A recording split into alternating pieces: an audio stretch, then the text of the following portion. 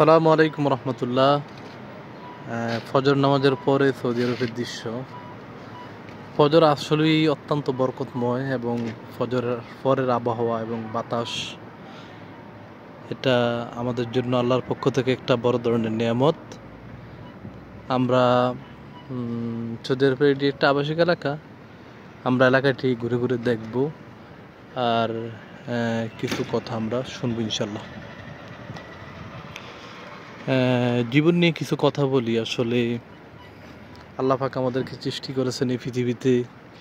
এই পৃথিবীটা হচ্ছে আমাদের জন্য আল্লাহর পক্ষ থেকে একটা পরীক্ষার স্থান। এখানে আমাদের সবাইকে পরীক্ষা দিতে হবে, এটাই বাস্তবতা। এই সত্যকে উপেক্ষা করা বা এই সত্যকে অস্বীকার করার কোনো উপায় আমাদের নাই।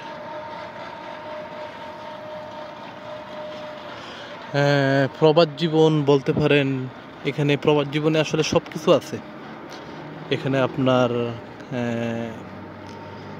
ভালো খানা আছে, তারপর হচ্ছে ঘুমাতে গেলে এসি চলে, তারপরে সুন্দর রুম, সব কিছু ঠিক আছে, কিন্তু তারপরেও বুকের ভিতরে এক গভীর শূন্যতা বিরাজ করে, বুকের ভিতরে এক বেদনা নিয়ে এখানে থাকতে হয়। এর কারণ হলো যাদের জন্য অর্থ উপার্জন করা, সেই মানুষগুলো থেকে বছরের পর বছর দূরে থাকা যে কী যে কষ্ট, কী যে যন্ত্রণা, আসলে যারা থাকে তারাই বুঝে। এটার ব্যথা অন্য কেউ বুঝবে না। এটা আসলে একটা জিনিস, পরীক্ষা। অনেকে দেশে থাকে কিন্তু তারা পরিবার পরিজনকে গুরুত্ব দেয় না, তারা পরিবার পরিজনের গুরুত্ব বুঝেও না। পরিবার পরিজন, সন্তান যে আল্লাহর পক্ষ থেকে কত বড় নেয়ামত, এটা যখন কাছে না থাকে তখন আপনি হারে হারে টের পাবেন, তখন আপনি বুঝতে পারবেন। এর আগে আসলে বোঝা যায় না।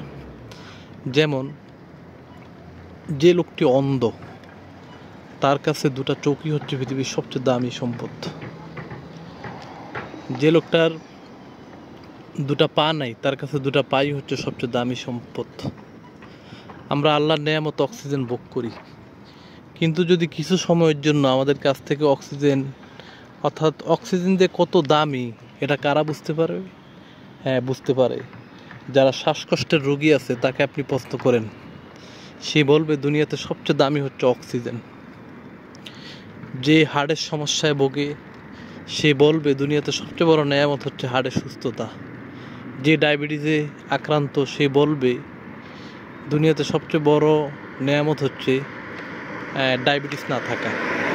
এটাই এই পৃথিবীতে আল্লাহ রব্বুল আলামিন অনেককে সম্পদ দিয়েছেন, কিন্তু অধিকাংশ মানুষই আল্লাহর নেয়ামতের কদর করে না। সম্পদ যে কী জিনিস, আল্লাহর পক্ষ থেকে যে এটা বর্তমান সময়ে কত বড় নেয়ামত, এটা একমাত্র তারাই বুঝে যাদের জীবন ধারণের জন্য প্রয়োজনীয় অর্থ নাই বা সম্পদ নাই, বা যার চোখের সামনে তার মা অসুস্থ হয়ে হাসপাতালে মৃত্যু যন্ত্রণায় কাতরায়, সেই আসলে বুঝে। অথবা যার সন্তানটি, আদরের সন্তানটি, ঈদের দিনেও যে তার আদরের সন্তানটিকে জামা কিনে দিতে পারে না, সেই আসলে বুঝে। সেই অর্থের এই বাস্তবতাটা সেই উপলব্ধি করতে পারে। বেশিরভাগ ক্ষেত্রে আল্লাহ রব্বুল আলামিন আমাদেরকে যে নিয়ামত দিয়েছেন, সেই নিয়ামতগুলো আসলে আমরা উপলব্ধি করি না, বা সেগুলো আমরা বুঝতে চেষ্টা করি না, বা সেগুলো আমাদের হৃদয় ধারণ করে না।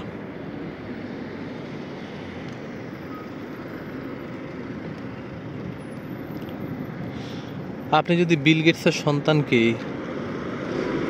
টাকার গুরুত্ব বা টাকা সম্পর্কে বলেন, সে এটা বুঝবে না। আমি জানি যে বর্তমান সময়ে অধিকাংশ যুবক, তারা যে আল্লাহর কাছে দোয়া করে, এই দোয়ার ভিতরে 95% চাওয়া হচ্ছে তাদের অর্থকেন্দ্রিক। হে আল্লাহ, আমার মা অসুস্থ, আমি তাকে চিকিৎসা করাতে চাই, টাকা। হে আল্লাহ, আমার সন্তানটাকে আমি ভালো স্কুলে পড়াতে চাই, টাকা।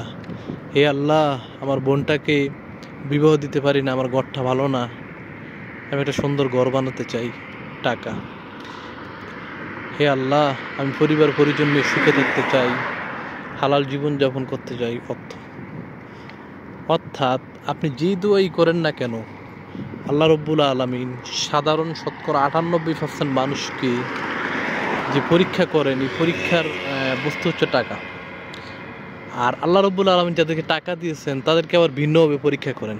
যেমন অনেক টাকা আছে কিন্তু সে কঠিন অসুস্থতার ভিতরে আছে। তারপর হচ্ছে অনেক টাকা আছে কিন্তু তার সন্তানগুলো মানুষ না, প্রচুর চারদিকে শত্রু। অনেক টাকা আছে, স্ত্রী অবাধ্য, সন্তান অবাধ্য, এই সবগুলো। তাহলে প্রকৃত নেয়ামত কে পেয়েছে? প্রকৃত নেয়ামত, আল্লাহর নেয়ামতটা সেই বুঝতে পারছে যে যাকে আল্লাহ রব্বুল আলামিন ধন সম্পদও দিয়েছেন, উত্তম জীবন সঙ্গিনী দিয়েছেন, এবং সে আল্লাহ দেওয়া নেয়ামতকে পরিপূর্ণভাবে উপলব্ধি করতে পেরেছে এবং সেটাকে সঠিক কাজে লাগিয়েছে। আল্লাহ পাক তাকে দুনিয়া এবং আখিরাতে উভয় জাহানি আল্লাহ পাক তাকে কল্যাণের অধিকারী করেছেন। এটি হচ্ছে বাস্তব সত্য। আসসালামু আলাইকুম রহমতুল্লাহি ওয়া বারাকাতুহু।